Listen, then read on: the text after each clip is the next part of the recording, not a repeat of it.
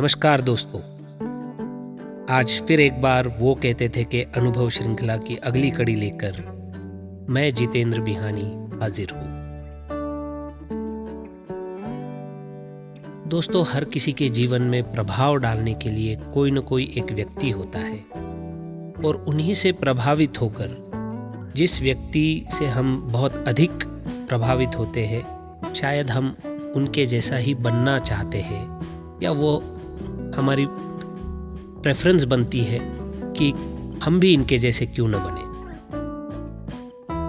आज बात करेंगे काका के जीवन में रहे ऐसे एक व्यक्ति की जिन्होंने उन पर बहुत प्रभाव डाला और जिनके प्रति काका को बहुत अधिक आदर था।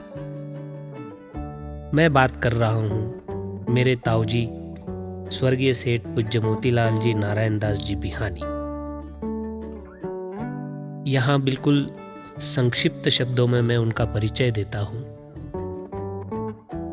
मेरे दादाजी स्वर्गीय सुखदेव जी बिहानी, इनके भाई थे पूज्य स्वर्गीय नारायण दास जी बिहानी, जो बहुत ही कम उम्र में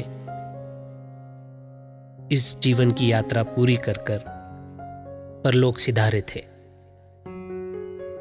और उन्हीं के सुपुत्र थे पूज्य मोतीलाल जी बिहानी, जो अपनी उम्र के 7 वर्षों में अपने पिता को खो बैठे थे और राजस्थान के पाली जिले से बकोरी गांव से मेरे दादाजी उन्हें अपने पास लेकर आए थे।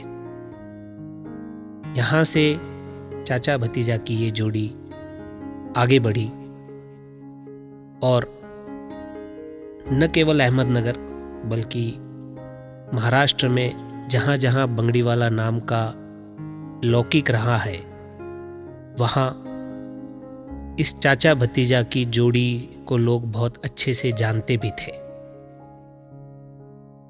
ऐसे कई किस्से हैं जिससे ये साबित होगा कि ये एक आदर्श जोड़ी थी और शायद आज हम इस दौर में बैठे जहाँ 2 सगे भाई भी अगर जीवन में साथ में रहे तो हम सब आश्चर्य व्यक्त करते हैं। और ये उस समय की बात है जब चाचा भतीजा इस प्रकार रहे कि एक पिता और पुत्र भी ऐसे नहीं रह सकते। पूज्य मोतीलाल जी, जिन्हें हम भाऊ कहते थे, और उन्हें मैं आगे इससे आगे भाऊ कहकर ही आपसे बात करूंगा। भाऊ ने उम्र की 7 वर्ष में कारोबार देखना शुरू किया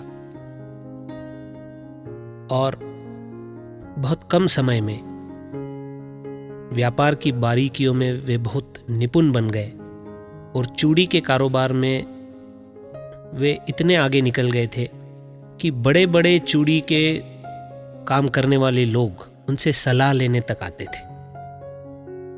ये हुई उनकी व्यापारिक उपलब्धि, पर इसके साथ एक व्यक्तित्व के रूप में उनके अंदर जो सादगी थी और परिवार के प्रति जो उनका विश्वास और प्रेम था, ये बात पूज्य काका को बहुत प्रभावित करती थी और जीवन के अंतिम सांस तक काका ने उन्हें इतना याद किया कि उनका नाम लेते ही उनकी आंखें भर आती थी। चाचा भतीजा की ये जोड़ी पूरे अहमदनगर के मार्केट में बहुत फेमस थी और एक बार कुछ लोग बैठे थे मेरे दादाजी के पास में। तब दादाजी ने कहा, देखना चाहोगे मेरा मोती कितना आज्ञाधारक है। तब उन्होंने कहा, मोती, सामने जो बर्तन है उसमें जो भी है गिरा दो। उस बर्तन में देसी घी था। और भाऊ ने दादाजी से ये नहीं कहा कि काका जी इसमें घी है। काका जी ने आदेश कर दिया, भाऊ ने वो बर्तन गिरा दिया, उसमें से सारा घी फेंक दिया। तब मेरे दादाजी ने उन लोगों से कहा, इसे कहते हैं विश्वास, कि जब मैं कुछ कह रहा हूं तो जरूर कोई बात है, इसलिए इन्होंने ये आज्ञा मानी है। ये है हमारी चाचा भतीजा की जोड़ी। यह कहते हुए भी उन्हें एक अलग अभिमान था। और इस रिश्ते की पवित्रता देखो। पूरे स्टेट के धनी मेरे दादाजी थे, यूं समझो डिसीजन मेकर, और 100% ओनरशिप उनके पास थी। एक दिन उनके मन में आया, अपनी छोटी बेटी को उन्होंने एक सोने की चेन गिफ्ट करी। पहले दिन रात में उन्होंने वो चेन अपनी बेटी को दी और अगले दिन सुबह उठकर वे बोले, बेटा वो चेन मुझे फिर से दे दो। दी हुई चीज वापस जब वो मांग रहे थे, तब मेरी बुआ जी ने थोड़ा आश्चर्य से उनके पास में देखा। तब वे बोले कि मैंने ये चीज मोती को बिना पूछे तुम्हें दे दी है, और ये मुझे मंजूर नहीं है कि मैं एक परिवार में रहते हुए कोई भी चीज उससे छुपा कर करूं। तो मैं पहले उससे बात करूंगा और फिर सोचकर बताऊंगा। इस बात का यह मैसेज था कि जहां 100% ओनरशिप आपकी है, फिर भी आप ट्रांसपेरेंसी में इतना बिलीव करते हो।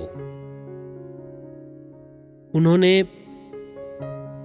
अपना ओहदा बड़ा होते हुए भी पहले भाऊ से क्षमा मांगी कि मैंने तुमसे बिना बताए कल मुझसे ये गलती हो गई, लेकिन मैंने ये चेन वापस ले ली है। इस पर बहुत स्वाभाविक प्रतिक्रिया थी बहू की। इसमें पूछने वाली कोई बात ही नहीं थी। काका जी, ये तो आपका अधिकार है, आप ये चेन तुरंत उसे दे दो। पर फिर भी उनके कॉन्शियस ने उन्हें अलाउ नहीं किया और उन्होंने वो काम नहीं किया। तो जितना रिस्पेक्ट उन्हें अपने भतीजे से मिलता था, शायद उससे ज्यादा वो उन्हें देते भी थे। ये उदाहरण इस बात का प्रमाण है। भारतीय परंपरा में एक रिवाज है, बड़े बेटे के गोद में सर रखकर पिताजी प्राण त्यागते हैं। अपने तीनों बेटों को पास में बिठाकर मेरे दादाजी ने अंतिम सांस लेते हुए अपने भतीजे के गोद में सर रखकर अपने प्राण त्यागे और उन्हें कहा कि तुम आओगे और तुम मुझे गंगा जल दोगे। ये उनका प्रेम था जो अंतिम सांस तक निभाया गया। 4 भाइयों से भरा हुआ परिवार दादाजी छोड़कर गए थे, लेकिन अपने जिम्मेदारियों का निर्वाह भाऊ ने जिस तरीके से किया, वे सारी बातें अगले एपिसोड में आपसे साझा करेंगे। नए साल की शुरुआत में हम सभी कोई न कोई नया संकल्प करते हैं। आज नए साल की शुरुआत में इस महापुरुष की गाथा सुनाने का एक कारण था कि अगर इन विचारों से हम इनके पथ पर चलना सीख जाए तो मुझे लगता है कभी कोई परिवार टूटेगा नहीं।